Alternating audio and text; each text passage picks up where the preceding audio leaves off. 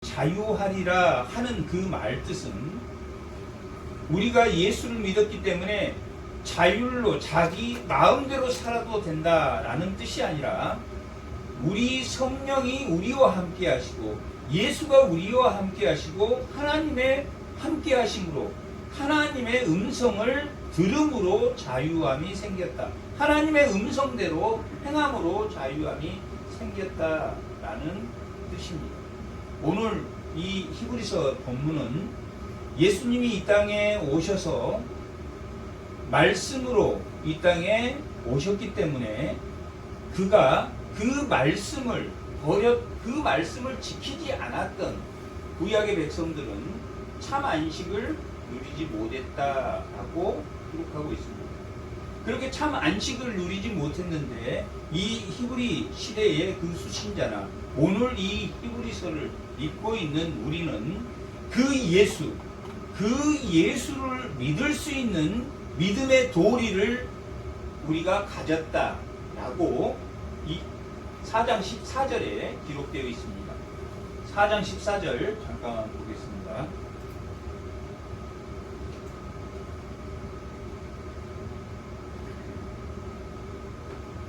그러므로 우리에게 대제사장이 계시니 승천하시니 곧 하나님의 아들 예수시라. 우리가 믿는 도리를 굳게 잡을지어다. 믿는 도리라는 것은 완전하신 예수님이 죽으심으로 예수님을 믿는 도리, 예수님의 생각과 내 생각이 일치함으로 내가 자유하게 되는 그 믿음의 도리를 말합니다. 우리가 참 안식을 이루었다라고 하는 것은 말씀이 육신이 되신 그 말씀이 나에게 살아있고 또한 활력이 있고 또한 예리하며 찔러 쪼개기까지 하고 또한 판단하리라. 너의 생각과 마음과 뜻을 판단하리라 하고 기록되어 있습니다. 믿음의 도리가 우리가 지켜지면 우리가 하나님의 말씀 그 참 안식대로 우리가 살 수 있다라고 기록되어 있습니다. 그 참 안식대로 살 수 있는 그 예수가 대제사장이다라고 고백하는 것이 이 5장에서 7장까지의 내용입니다. 1장에서 4장까지의 내용은 하나님의 아들인 그분이 참 말씀으로 오시고 참 안식으로 오셨고 그가 고난의 십자가를 지심으로 사단을 멸하였고 그 사탄의 유혹에 종노릇하는 우리를 바로 세웠고 아브라함의 자손으로 우리를 덧입게 했다라고 기록되어 있습니다. 그렇게 1장부터 4장까지는 하나님의 아들이 어떤 분인가라고 설명했다면 그리고 그 하나님의 아들에 대한 신실함을 설명했다면 이 5장에서 이 7장까지는 그 하나님의 아들이 대제사장이다 하는 것을 설명하는 내용입니다. 그 대제사장이 어떻게 이 땅에 오셨는지 율법으로 대제사장 제도를 만들었습니다. 그래서 아론을 택해서 대제사장 삼았습니다. 그렇게 레위기 8장과 9장은 아론의 자손으로 제사장의 대제사장인 아론이 그 제사장 아들을 제사장 삼아서 그들에게 제사장으로 임명했습니다. 그건 율법에 따라서 임명되었습니다.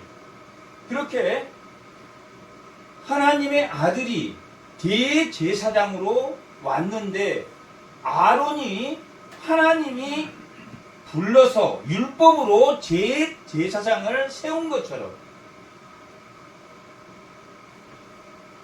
예수님도 누가 불렀습니까?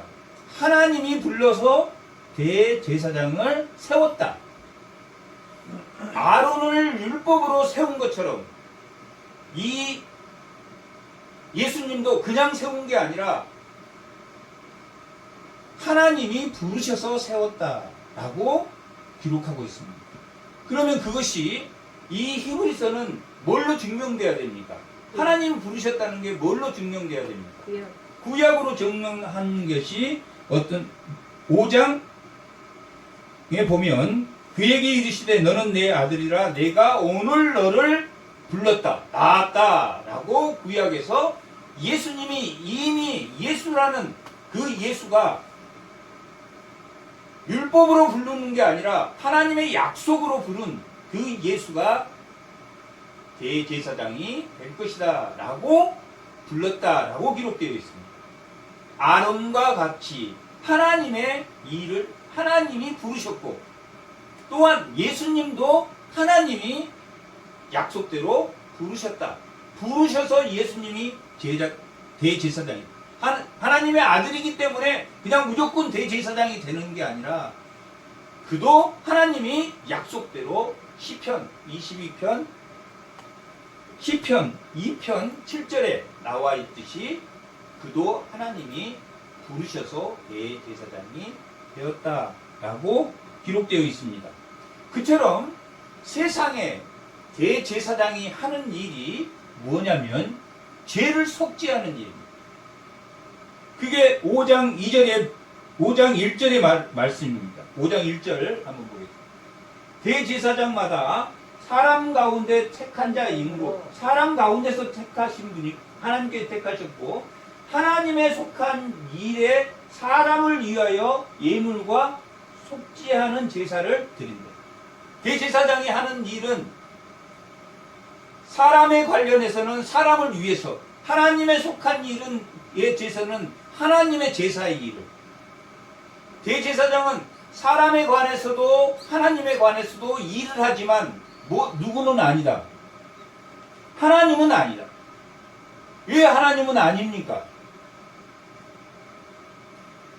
레위기 보면 8장에 임식을 마치고 나서 정결의식을 치르고 제사를 지냅니다. 가장 먼저 제사를 누구를 위해서 드립니까? 대제사장인 자신을 위해서 드립니다. 대제사장은 사람입니까? 하나님입니까? 사람입니다. 그래서 대제사장은 자기 속죄제를 드립니다. 사람을 위해서도 드리지만 누구를 위해서도 드린다? 자신을 위해서도 제사를 드립니다. 예수님은 사람을 위해서 제사를 드리지만 누구를 위해서는 제사를 드리지 않습니까? 자신이 하나님의 아들인 예수님은 죄가 없기 때문에 예수님이 제사를 드린다라는 기록은 없습니다. 예수님은 죄가 없기 때문에 속죄 제사를 지내지 않습니다. 속죄 제사를 드린데 아론이 사람을 위해서 속죄 제사를 드린 것처럼 아론보다 예수님이 낫다라는 뜻이 아니라 아론 대제사장이 속죄를 드리는 것처럼 예수님도 택한 자를 위해서 속죄를 드린다라고 기록되어 있습니다. 하나님이 부르셨다. 대제사장 율법도 하나님이 부르셨습니다. 그러나 예수님은 또 하나님이 부르셨다라고 시편 7절에 기록되어 내가 아들을 낳았다라고 기록되어 있습니다. 그렇게 하나님이 부른 건 같지만 예수님은 죄가 없어서 자신의 속죄 제사는 드리지 않습니다. 우리가 왕같은 제사장이지만 우리가 제사장이지만 우리가 하나님과 같지 않다.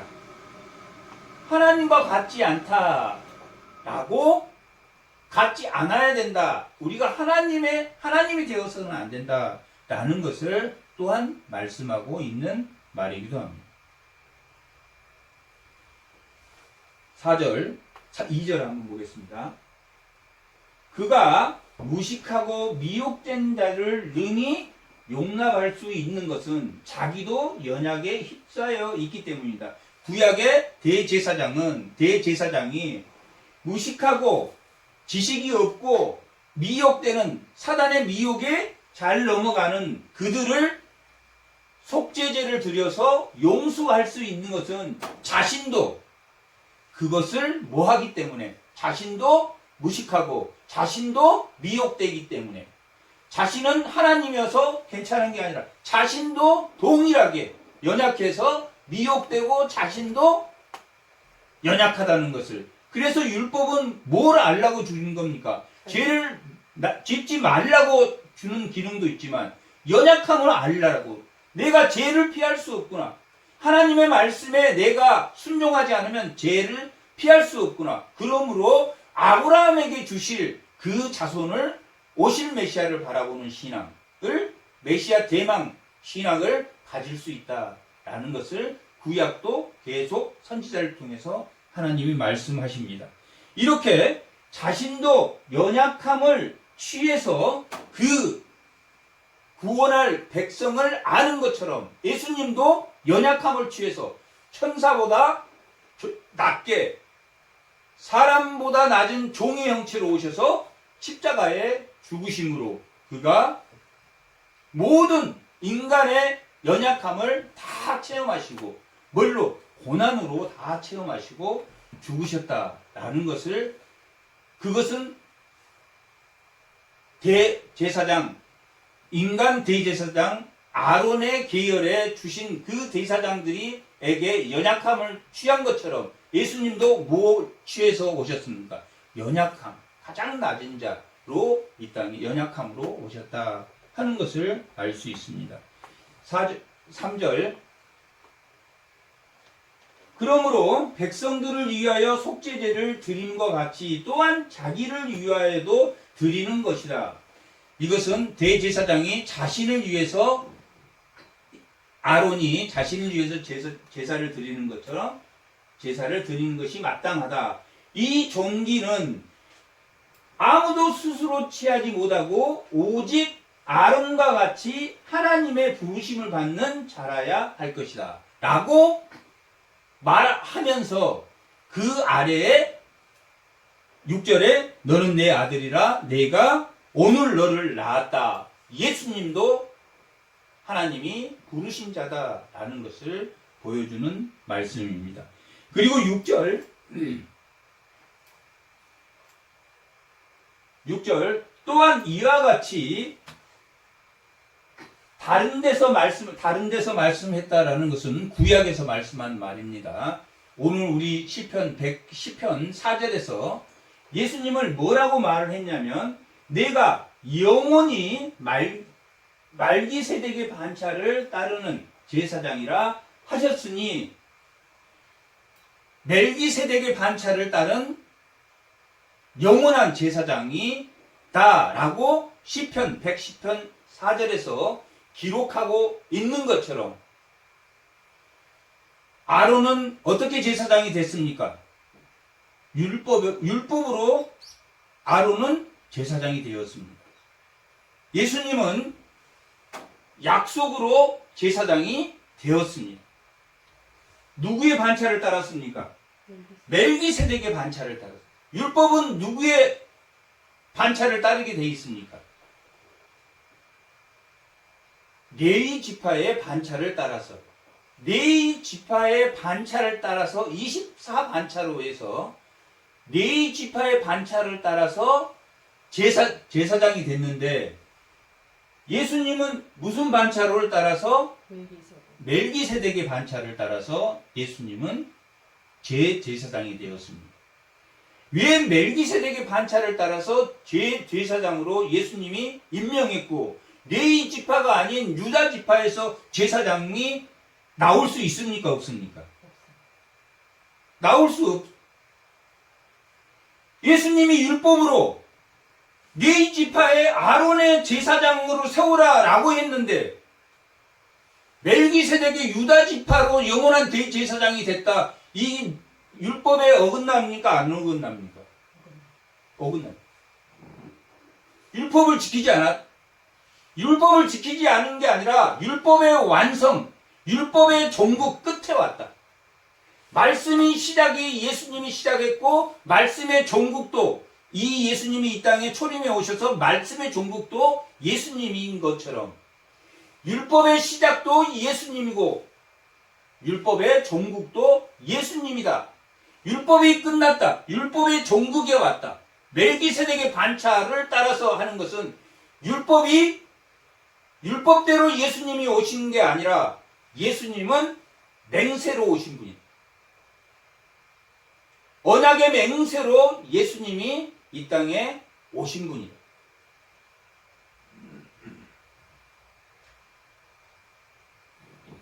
이 6절에 나와 있는 멜기세덱의 반차를 따른 영원한 제사장이다 라는 설명을 11절부터 7장 마지막까지 멜기세덱에 대해서 또한 멜기세덱의 반차가 무엇인지 영원한 제사장이 무엇인지를 설명하고 그 말씀이 설명되어 있습니다.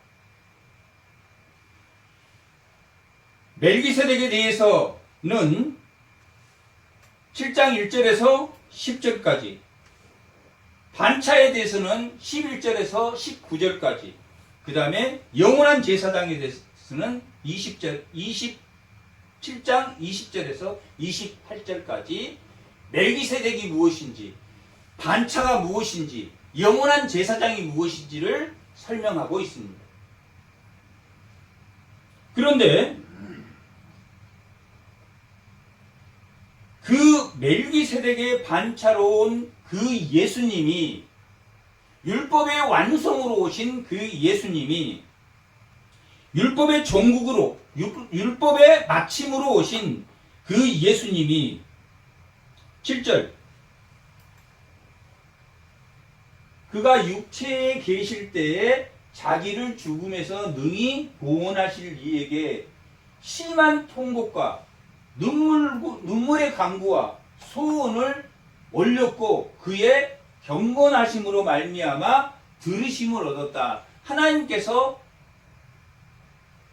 육체의 고난의 마지막에 왔을 때 예수님이 그 고난의 끝에서 하나님께 기도했을 때, 통곡으로 기도했을 때, 또한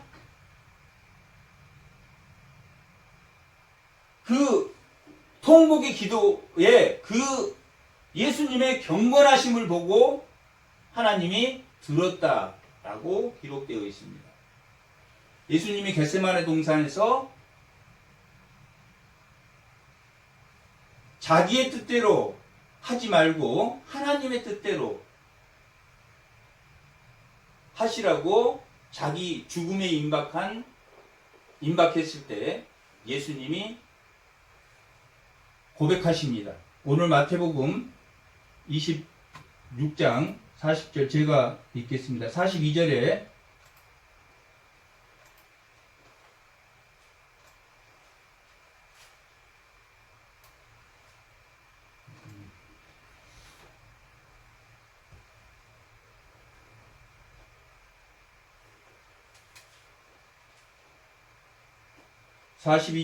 다시 두 번째 나아가 기도하여 이르시되 내 아버지여 만일 내가 마시지 않고 이 잔이 내게서 지나갈 수 없거든 아버지의 온대로 되기를 원하나이다 라고 하는 것이 내 뜻대로 되지 않고 아버지 뜻대로 되게 한다라는 것이 경건함이라는 표현으로, 경건함이라는 것은 하나님의 뜻에서 모호하지 않는다, 흔들리지 않는다 라는 뜻입니다.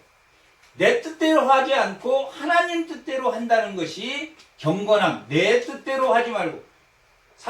인간은 무슨 뜻대로 하려고 합니까? 자기 뜻대로 하려고. 자기 뜻대로 하려고 하기 때문에 하나님의 온대로, 하나님의 지식대로, 하나님의 뜻대로 우리가 하지 못하는데 예수님은 끝까지 경건함, 흔들리지 않은 그 경건함으로 12장 28절 합니다. 히브리서요? 네, 히브리서 12장 28절.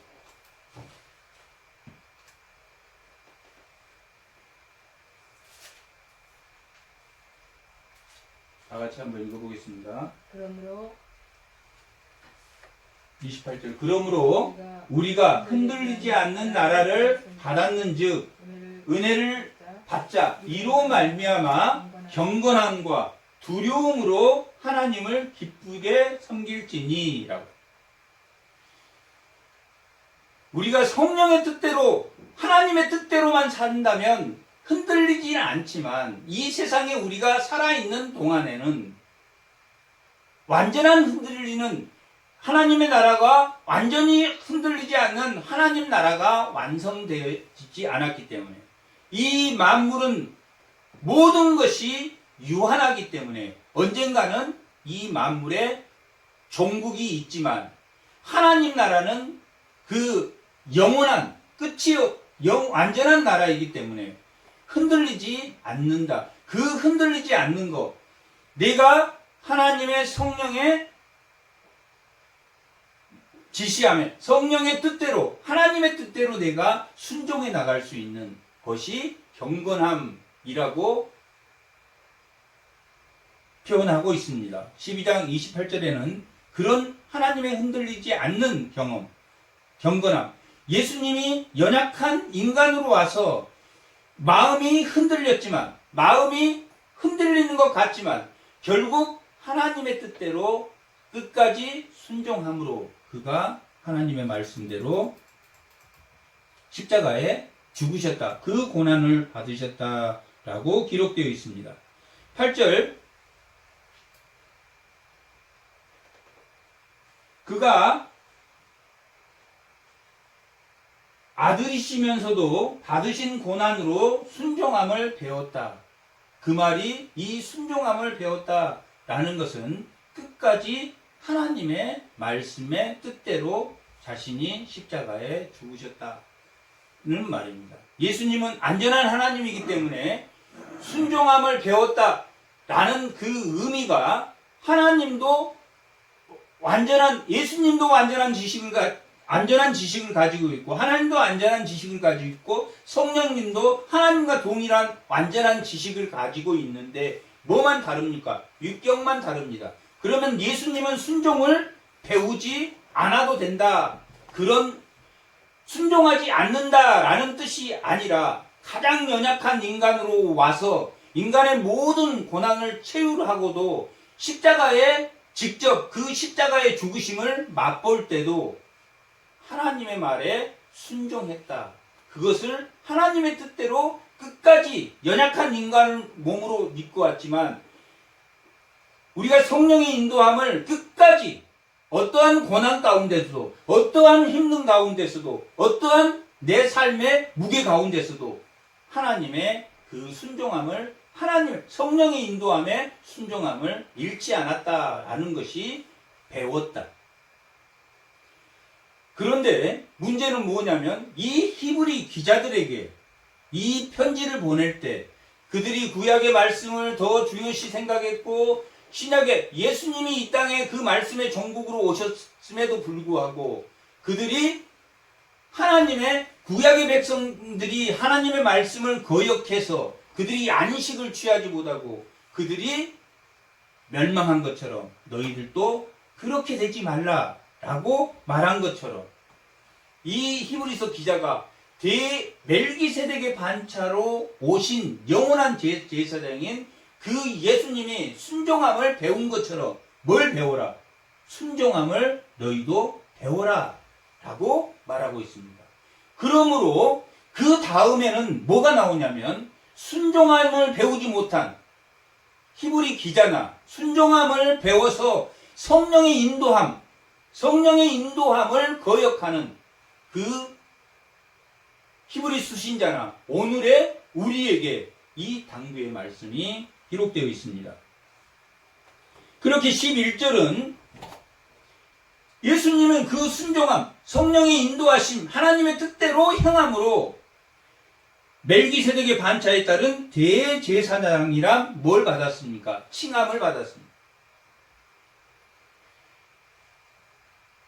그렇게 끝까지 하나님의 지식에 하나님의 성령의 인도함을 끝까지 들음으로 예수님은 멜기세덱의 반차에 따른 영원한 제사장이란 율법의 종국에 율법의 끝을, 율법의 완성, 율법의 마침을 하셨다라고 기록되어 있습니다. 그러면 예수님을 닮아가는, 예수님을 믿는 그 백성들은 어디에 도착해야 됩니까? 그들도 예수님처럼 하나님 우편에 닿아야 됩니다. 그것을 기록하고 있는 것이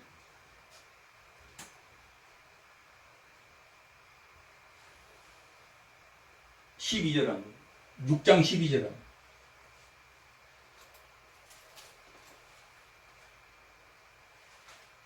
예수님은 하나님이 부르셔서 그가 끝까지 순종함으로, 끝까지 하나님의 뜻대로 순종함으로 뭘 칭호를 받았습니까? 멜기세덱의 반차를 따르는 제사장이란 칭호를 받았습니다. 그러면 12절 다 같이 한번 읽어보겠습니다. 게으르지 아니하고 믿음과 오래 참음으로 말미암아 약속들을 기업으로 받은 자들을 복 만든 자가 되게 하려는 것이다. 한 것이니라. 되게 하려 하는 것이다. 약속의 기업을 받는 자들이 되게. 멜기세덱의 반차를 하나님이 부르셔서, 예수님을 하나님이 부르셔서 멜기세덱의 반차의 영원한 제사장이라고 하나님이 칭해 주는 것처럼, 그 멜기세덱의 반차로 온 예수님을 믿으면 약속을 기업으로 받은 자라고 하나님이 칭해 준다. 그러면 약속을 유업으로 받은 자는 어떤 자가 약속의 유업으로 받은 자인가를 우리가 또 알아야 됩니다. 17절.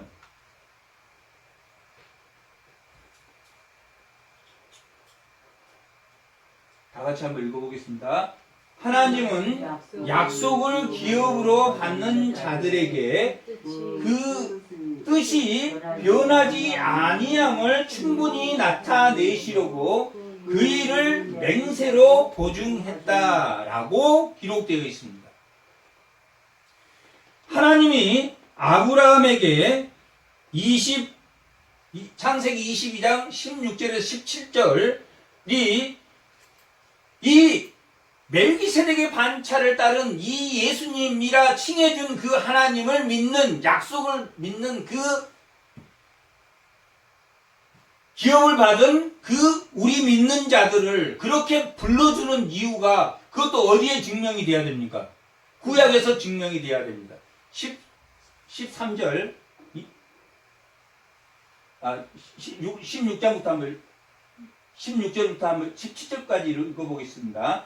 이르시되 여호와께서 이르시기를 내가 나를 가리켜 맹세하노니 내가 이같이 행하여 내 아들 내 독자도 아끼지 아니하셨는즉 내가 너에게 큰 복을 주고 내 씨가 크게 번성하여 하늘의 별과 같고 바다의 모래와 같게 하리니 내 씨가 그 대적의 성문을 차지하리라 라고 하는 그 약속은 뭡니까?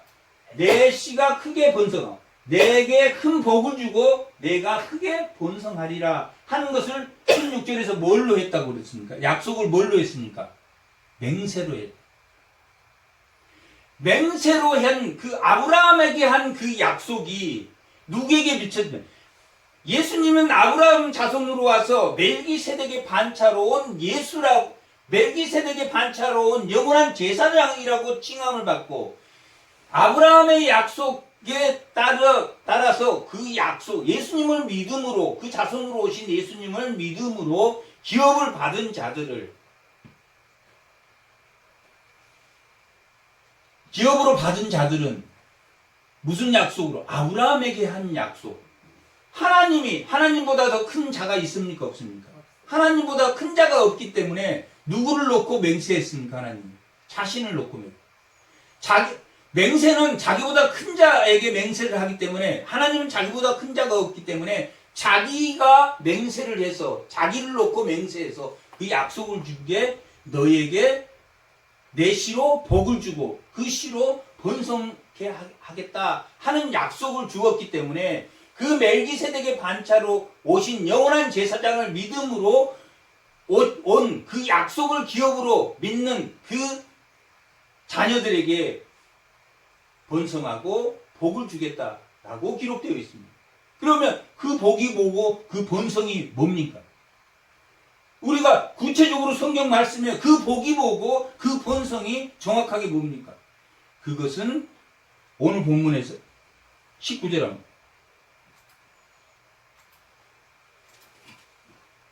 히브리서 6장 19절.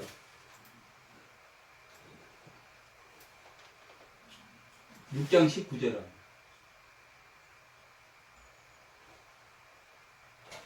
다 같이 한번 읽어보겠습니다. 우리가 이 소망을 가지고 있는 것은 영혼의 닷에서 영혼의 닷 같아서 튼튼하고 견고하여 휘장 안에 들어가니라 라고 기록.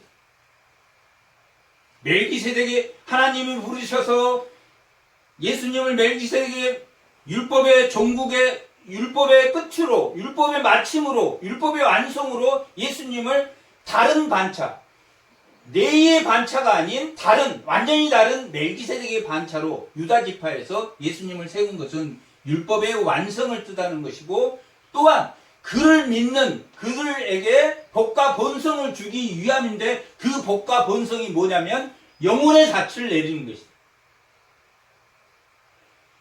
바다 뻘밭에 배를 멈추게 하려면 뭐 합니까? 안 흔들리게 하려면 이 세상은 다 요동함. 번개도 천둥도 비도 바람 불면 흔들리고 다 인간도 미혹과 유혹에 모든 흔들린데 그 흔들리지 않게 닻을 내리는데 이 땅에서는 땅에 닻을 내리니까 흔들리면 흔들리지만 그 약속을 기업으로 받는 자 예수 그리스도를 믿는 자는 어디에 닻을 내린다는 이야기입니다. 하늘에 닻을.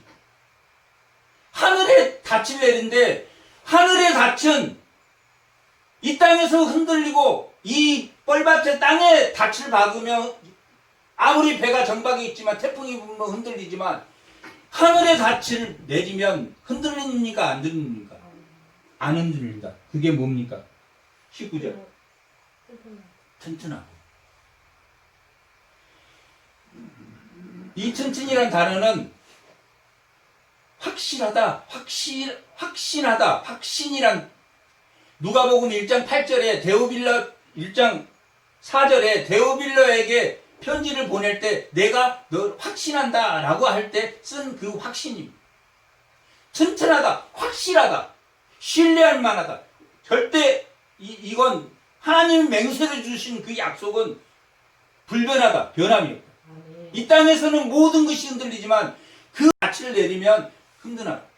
견고하다는 것은 절대 움직이다. 기둥처럼 절대 하늘에 닻을 내리면 절대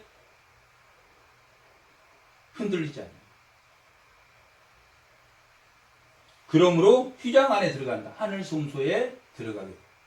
예수님이 십자가에 죽으시고 성소의 휘장이 아래에서 위로 찢어진 것은 그런 하늘 성소에 닻을 내렸고 우리도 그 성소에는 대제사장만 들어갔는데 예수를 믿는 멜기세덱의 반차로는 율법의 마침으로 율법은 뭡니까? 그 휘장 안에 누구만 들어가게 되어 있습니까? 대제사장만 들어가게. 예수님이 율법의 마침으로 다른 계열의 지파 이 성경에서 죽음을 보지 않고 죽은 사람이 에녹, 멜기세덱, 엘리야입니다. 의의 왕, 평강의 왕, 살렘의 왕, 그 평강의 왕이라고 표현되어 있습니다. 그리고 누구보다 높습니까? 아브라함은 어떤 사람입니까? 아브라함은 창세기 11장에 홍수로 모든 사람을 다 심판했을 때 그 방주를 타고 나온 사람이 8명이었습니다. 그 홍수의 세대를 통과한 사람이 8명이었다라고 기록되어 있습니다. 애굽의 죄에서 홍해를 통과한, 세리를 통과한 가나안 사람들인 것처럼, 그 애굽의 모든 사람은 그 홍수로 죽은 것처럼 죄에 빠진 모든 홍수로 다 죽었습니다. 그 사람들이 바벨탑을 쌓고 하나님보다 더 높아지려고 했을 때 물로 심판하지 않고 뭘로 심판했습니까? 아브라함을 세워서 하나님의 왕국을 만드셨어요. 아브라함을 통해서 하나님의 왕국을 이제 방주처럼 하나님의 왕국에 모이게 했습니다. 그 아브라함보다 높은 사람이 멜기세덱입니다. 이 성경에서 아브라함보다 높은 사람이니까 제일 하나님 다음으로 높은 사람. 그 반차를 따라서 예수님이 오심으로 율법의 마침표가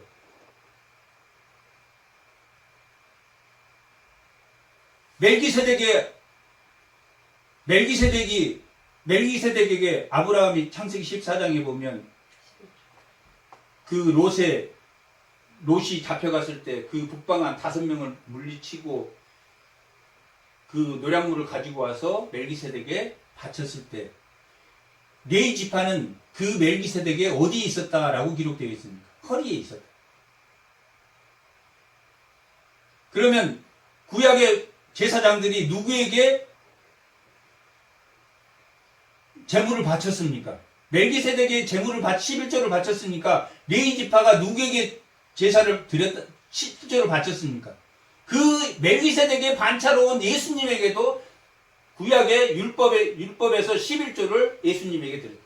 자기보다 높은 자에게 11조를 드리는데 그 멜기세덱에 11조를 드렸던 것처럼 그 허리에 있는 아브라함의 허리에 있는 그 레위 아론과 그 레위 지파들도 멜기세덱에게 11조를 드렸을 때 그들도 11조를 드렸다라는 의미의 말씀이기도 합니다.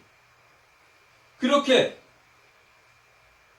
멜기세덱의 반차에 따라서 예수님은 율법의 마침으로 그렇게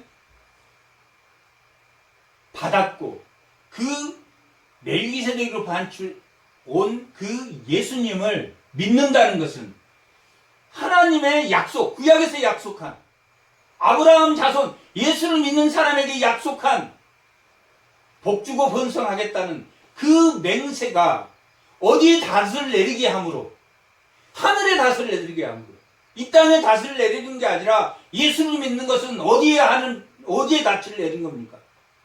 예수를 믿는다는 것은 하늘에 닻을 내렸는데 이 땅에서 흔들립니까? 안 흔들립니까? 하늘에 닻을 내렸는데도 흔들흔들 하는 것은 뭐 때문에? 그런데 누가 흔들렸습니까? 히브리서 이 편지를 받는 너희들이 흔들렸다라고 기록한 게 11절 이후에 나오는 내용입니다. 11절 5장 11절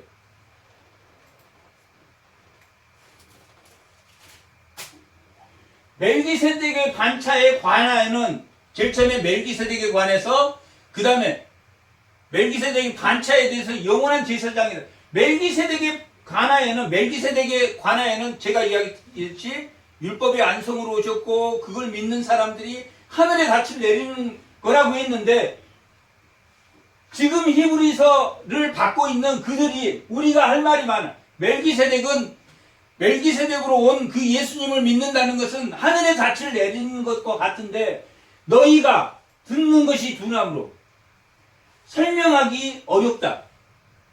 하나님 말씀을 모르므로 하늘에 닻을 내리지 못하고 뭐하고 있다? 히브리서 이 편지를 받는 사람이 흔들리고 있다. 12절 5장 12절 좀 올려보세요. 때가 오래되었으므로 너희가 마땅히 하나님을 알아야 되겠어. 예수 믿는 지가 오래되었으니까 마땅히 너희가 선생이 되었을 터인데 하나님 말씀을 잘 알아야 될 텐데 너희가 다시 하나님의 말씀의 초보에 대하여 누구에게 가르침을 받아야 할 처지니 단단한 음식은 못 먹고 젖이나 먹어야 할 자가 되었도다. 단단한 음식은 못 먹고 젖을 먹은다. 하나님의 말씀을 읽어도 무슨 말인지 모른다는 거예요. 하나님의 말씀을 읽어도 이 하나님의 말씀을 어떻게 설교하라고 나온 이 히브리서처럼 이 설교문입니다. 그런데 세상 이야기가 4분의 3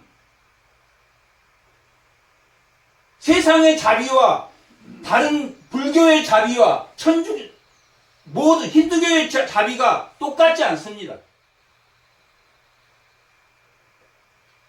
불교는 자기가 자비로워진, 자기가 스스로 모든 것을 내려놓음으로 예수를 믿는 자비는 자기는 없고 예수님의 자비가 나에게 나와야 돼. 자비가 완전히 자기가 도를 닦음으로 인해서 자비를 누리는 거하고 구름은 구름이고 산은 산이고 물은 물이다. 맞습니까? 틀립니까? 틀리죠. 물도 하나님 거고 하늘도 하나님 거고 다 하나님이 지셨으니까 구름은 구름이 아닙니다. 구름은 하나님의 비춰져. 우리도 우리가 아닙니다. 하나님이 없습니다. 그게 기독교입니다. 모든 그냥 얼마나 좋은 말입니까? 성경에서는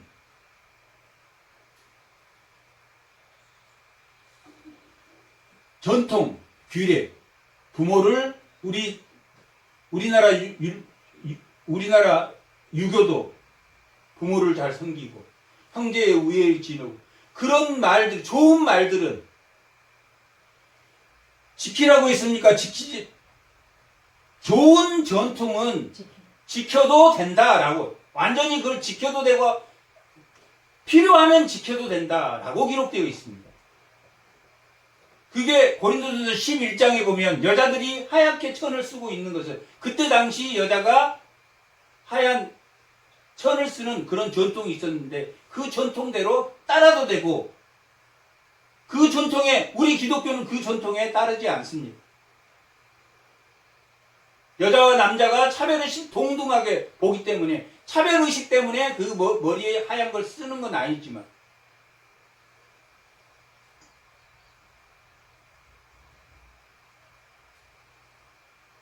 그런데 그들이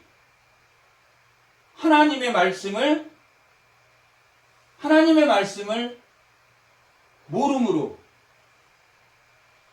그 히브리 기자들이 하나님 말씀을 잘 모름으로 하나님 말을 이 멜기세덱의 반차에 영혼의 닻을 내린다라는 그 뜻을 우리는 땅에 내린 게 아니라 하늘에 내린다라고 하면 우리는 금방 이해가 되지만 그 히브리 기자를 듣는 사람들은 예수가 메시아로 왔다. 그래도 율법을 지켜야 된다. 구약이 중요하다라고 생각했던 사람이기 때문에 영혼의 닻을 내린다? 그 말을 잘 이해하지 못. 왜 이해하지 못했습니까? 구약도 그냥 그들은 구약을 외웠을 뿐이고 그 말씀의 뜻을 몰랐기 때문에 너희가 이 어려운 진리 영혼의 닻을 내리고 너희도 하나님 우편 하늘 성소에 갈 존재라는 것을 잘 몰랐다라고 기록되어 있습니다. 14절. 단단한 음식은 장성한 것이니 그들은 지각을 사용함으로 연단을 받아 선악을 분별하는 자들이다. 고난을 받아서 이 땅에 사는 동안에는 예수를 믿으면 고난이 없다. 예수를 믿으면 왜 고난이 없습니까?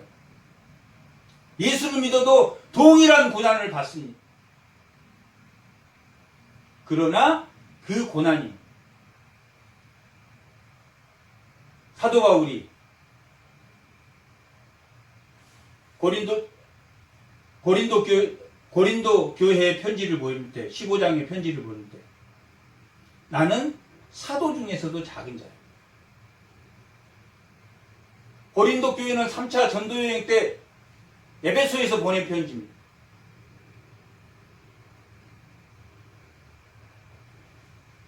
또한 에베소서, 로마에서 에베소에 편지할 때는 3장에 성도보다 못한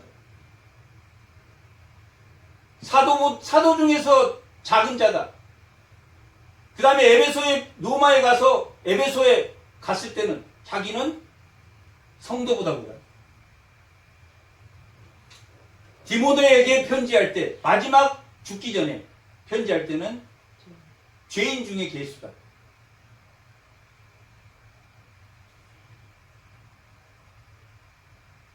단단한 음식을 먹는다는 것은 예수 그리스도를 믿는다는 것, 그 단단한 음식을 먹는다는 것은 뭘 아는 것이냐면 6장 2절 합니다.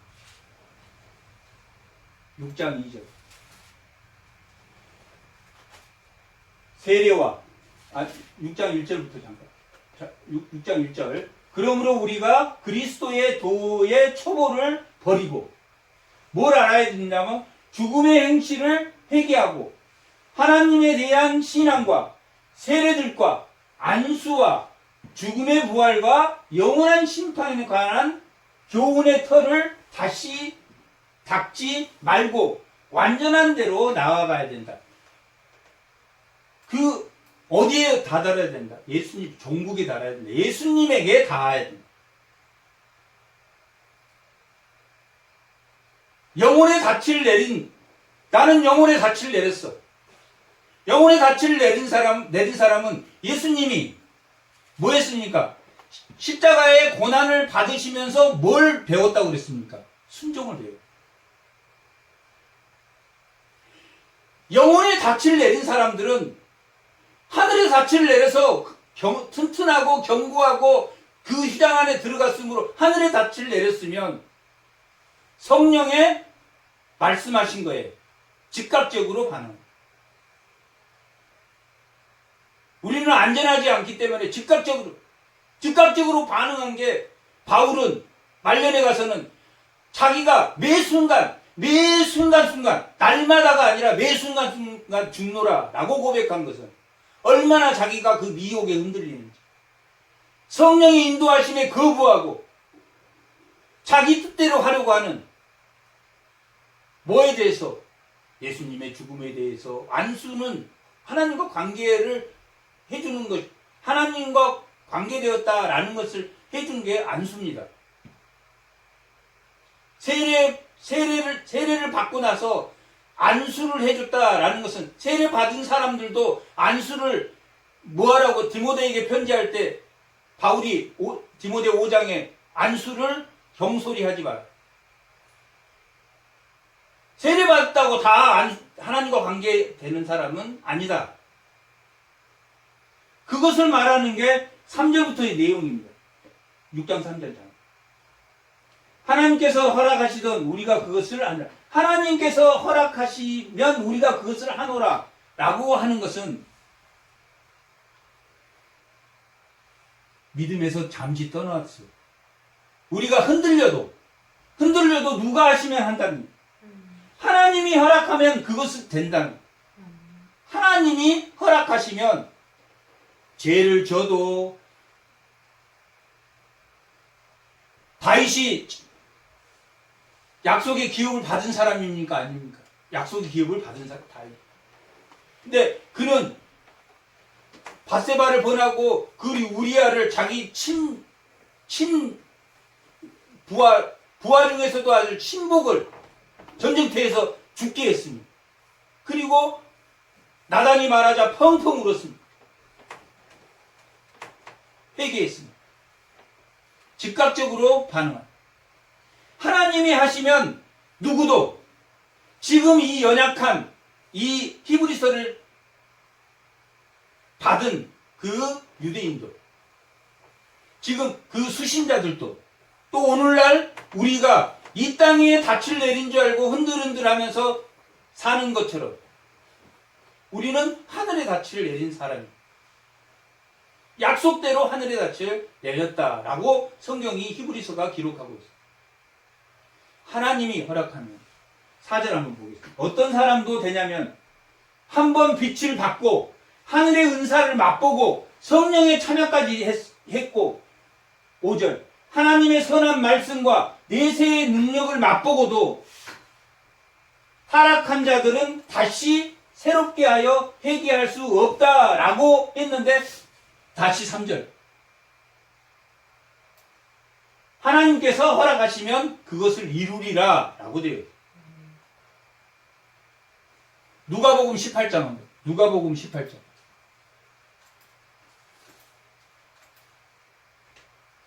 누가복음 18장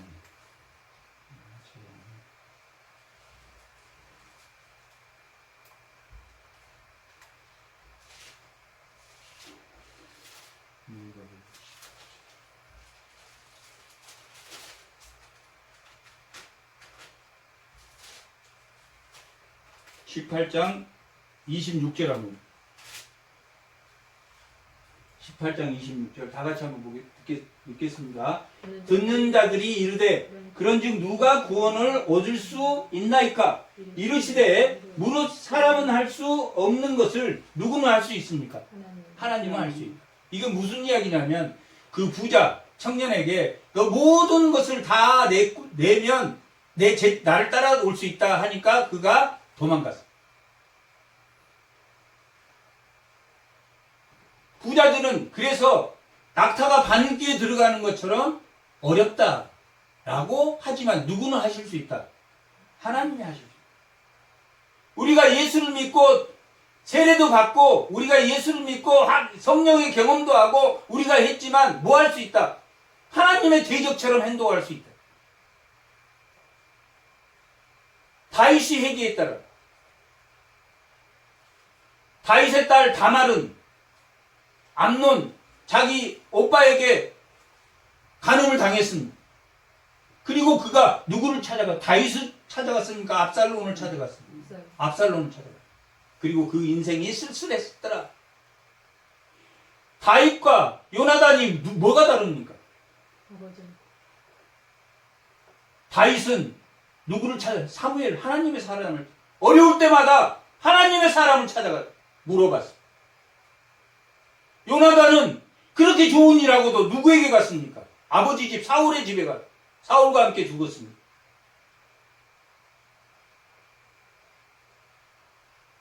하나님의 교훈의 터. 우리가 하나님에게 이 말씀에 물어야 됩니다. 살아있고 활력이 있고 예리하고 찔러 쪼개기까지 하고 마음을 판단하는. 그래서 바울이 나는 죄인 중에 괴수라고 자기를 판단해서 괴수라고 고백하는 것처럼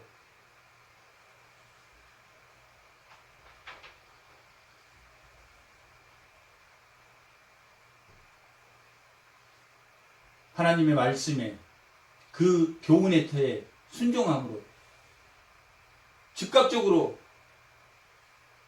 하나님의 뜻에 성령의 인도하심에 순종함으로 즉각적으로 하늘의 닻이 흔들리지 않는 그런 주의 멜기세덱의 반차로 오신 영원한 제사장을 그 약속을 믿는 우리가 영혼의 닻에 내리는 그 순종함을 다 가지시기를 축복합니다. 잠깐 기도하겠습니다.